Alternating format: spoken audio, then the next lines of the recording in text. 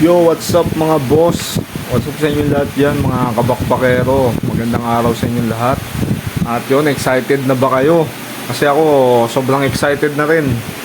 Dahil sa waiting lang tayo sa update. At antabayanan nyo lang yung update na ilalabas. At syempre, magpa-follow up updates pa rin tayo dito sa Facebook page natin. So, kaya yun mga boss, ingat kayo sa mga biyahe nyo dyan at sobrang init. Huwag nyo kalimutan magdala ng tubig. Tsaka huwag nyo bibiglain yung pag-inom ng malamig. Medyo delikado kasi yan. Sobrang lamig na bibiglain nyo. Tapos galing kayo sa init. Kaya yan, antabayanan natin sabay-sabay yung update. At paglabas ng update, huwag kayong mag-alala. Kasi tutulungan ko kayo, mas mabilis yung gagawin natin.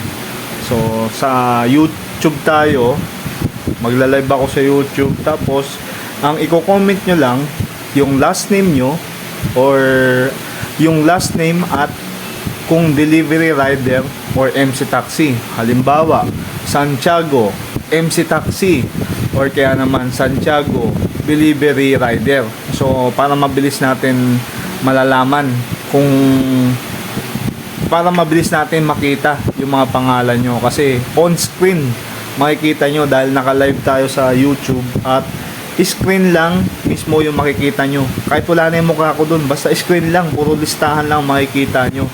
So, syempre sa ganung paraan, mas mapapabilis at matutulungan ko kayo. Kasi one time, nag-click ako ng link gamit yung mobile. Pag-click mo nyan, mahaba kasi yan eh. Yung pangalan yan, napakadami. Sa sobrang dami niyan, kahit malakas yung data mo, hanapin mo yung letra. Siyempre, alphabetical. Santiago, halimbawa, hanapin mo letter S. Eh yung A na to, napakahaba ng A na yan. Alphabetical eh. A, B, C, bago ka makarating ng S, naglag na yung cellphone mo hanggang sa kung kailan nandiyan ka na sa letter S, biglang magbablock, biglang mawawala, biglang maglalag. So, bad trip, di ba? So kaya itong gagawin natin, magla-live tayo sa YouTube para matulungan ko rin kayo, mga kasamahan kong bakbakero, na malaman nyo ng mas mabilis. Siyempre kasi ako, alam ko excited din kayo. So lalong lalo ako, excited din ako kasi siyempre masarap siguro sa pakiramdam makikita yung pangalan natin. Kahit pa paano, kinikilala tayo, di ba? Masarap sa pakiramdam yon na makikita natin yung pangalan natin. Kahit pa paano, kinikilala tayong riders. Diba? So kaya yon, ingat kayo dyan sa mga biyahe nyo at waiting lang tayo sa update. Pabayaan lang muna natin sila. Okay lang kahit matagalan. Ang importante dito, yung wala sa atin may iwanan. So kaya yon, kasi sa ngayon, alam niyo naman yung gasolina natin mataas pa rin. Babiyahe tayo, halos sa gasolina lang mapupunta yung kita natin, halos pati yung kaltas. Eh syempre, sa kagustuhan natin kumita, bago pa tayo kumita, mapapagod na muna tayo ng gusto. Kasi syempre mag-extend tayo ng oras eh. Imbis na yung oras natin hanggang dito lang, may kita na tayo, kaso wala pa dahil yung kita natin mapunta lang sa gasolina saka sa kaltas.